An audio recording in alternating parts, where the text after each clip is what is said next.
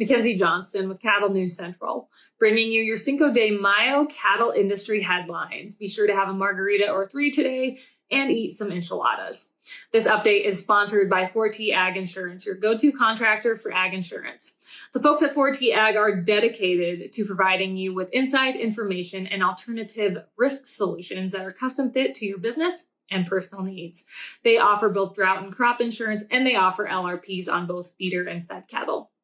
If you would like more information, head on over to their website at www.4tag.net. That is the number 4, TAG.net. We are also sponsored by American Beef Producer Magazine. They offer a wide array of articles that cover all kinds of topics within our industry. They feature award-winning photography and so much more within their publication. If you would like to check out their most recent issue, their May issue, all you got to do is click on the American Beef Producer link above in the caption. That is going to take you over to their Facebook page where you can do just that. American Beef Producer Magazine, guiding beef producers for over 25 years. And finally, Circle 5 Cow School. If you're wanting to learn how to preg check your own cows or start AIing, Circle 5 Cow School is definitely the way to go. Almost every week, they are hosting classes somewhere between Texas and Tennessee. If you'd like to check out their schedule, head on over to circle5cowschool.com. That is the number 5 in there. Or you can just give them a follow on Facebook.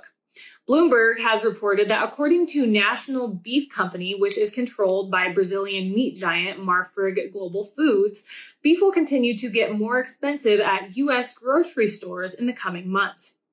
Tim Klein, head of Marfrig's U.S. operations, projects relatively stable margins for his company in the next 2 quarters. So that means that even though the meat packers' costs to buy cattle are increasing, the company is just going to pass those increased inputs, those increased costs onto consumers. During an interview, Klein said cattle prices go up, beef prices will go with them. Let me say that again. He said that when cattle prices go up, when they are paying more for cattle, beef prices will go with them. So he's saying there's a correlation. Talk about an interesting statement. I just cannot get enough of this guy. How many times in the past few years have we seen cattle prices plummet? We can talk about the Tyson plant fire in Holcomb, Kansas. We can talk about the pandemic. We have seen too many black swans to count in the past couple years. And every time when that happens, when cattle prices go down, beef prices, they do not follow. Most likely, they'll go up. So this is an absolutely outrageous and crooked statement by Mr. Klein. The price of ground beef has increased 18% year over year, a tough reality to face as consumers are facing the highest rate of inflation that we have ever experienced here in the United States in the past 4 decades. Consumers' dollars, they just aren't going as far as they were even a few months ago. You and I both know that. Klein believes American consumers might adapt to inflation by switching to less expensive protein options, such as pork or chicken. Marfrig beat analysts' estimates for earnings before items and revenue, posting record profits in the first quarter of this year. And it looks like they are just going to continue to rake in those profits. Sioux City Journal has reported that beef has increased $1.34 per pound over the past 4 years. Only a tiny fraction of that increase has trickled down to cattle producers, and I do realize that I am preaching to the choir with that statement. Producers received less than 2 cents of this price increase. Retailers, they received 32 cents of this price increase. And packers, well, of course, they received the lion's share with a whole $1. We have those in our industry that claim nothing is wrong with our cattle markets. The price disparity, there's nothing wrong.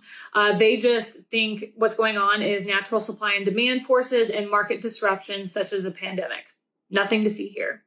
But then we have those on the other side of the fence that say what has happened to our cattle markets in recent years shows a fundamental problem, that our meatpacking industry is way too concentrated, causing the packers to have too much market power, which hurts not only producers, but also consumers.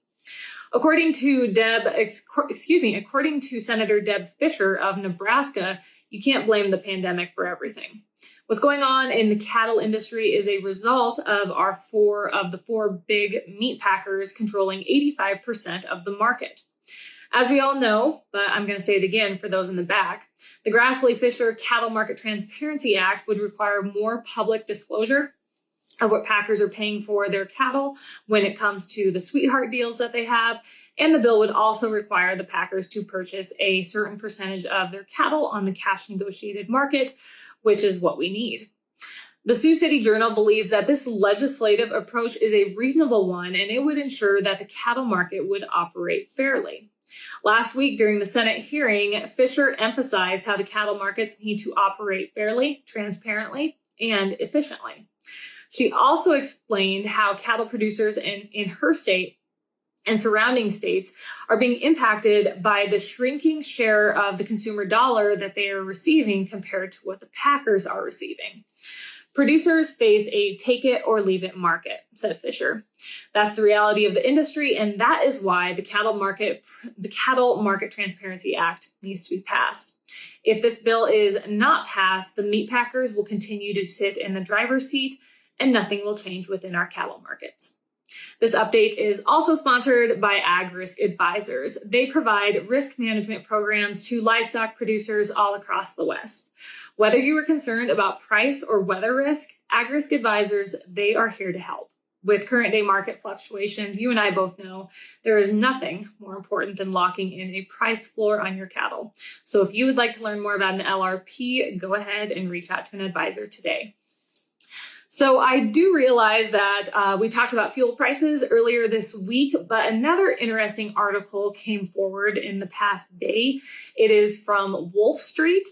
So on Monday, the average retail price of diesel hit a record high of $5.51 per gallon.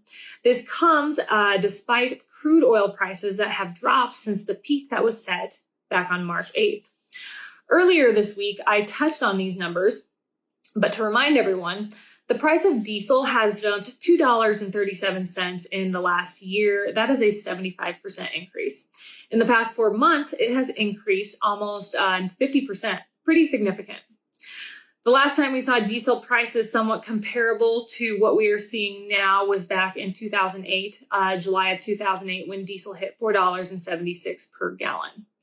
But adjusted for CPI inflation, CPI stands for Consumer Price Index, the price at the time of $4.76 per gallon would be $6.22 per gallon today.